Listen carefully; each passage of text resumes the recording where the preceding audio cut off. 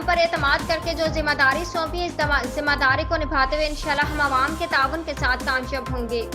ہماری کوشش ہے کہ عوام کے مسائل کو حل کر کے انہیں ریلیف فراہم کیا جائے۔ ان خیالات کا اظہار چیئرمین گلبرگ ٹاؤن نصرت اللہ نے افسران کے ہفتہ وار اجلاس کی صدارت کرتے ہوئے کیا۔ اجلاس میں چیئرمین گلبرگ ٹاؤن نصرت اللہ نے کہا، گلبرگ ٹاؤن میں ہفتہ وار اجلاس محکموں کی کارکردگی کو جانچنے اور خود احتسابی کا عمل ہے، جس کے ذریعے افسران اپنے محکمے کی کارکردگی کو جانچتے ہیں کہ پچھلے ہفتے انہوں نے کس قدر بہترین کارکردگی کا مظاہرہ کیا اور کس معاملے میں ان سے کوتاہی ہوئی۔ اجلاس میں افسران نے چیئرمین کو اپنے اپنے محکموں کی کارکردگی اور درپیش مسائل کے بارے میں آگاہ کیا۔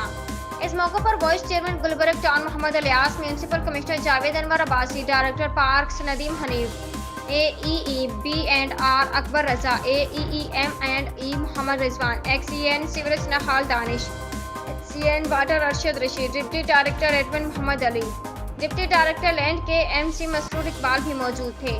واضح رہے کہ گلبرگ ٹاؤن کے چیئرمین عوام کو بلدیاتی خدمات کی فراہمی کے حوالے سے شب و روز کوشاں ہیں۔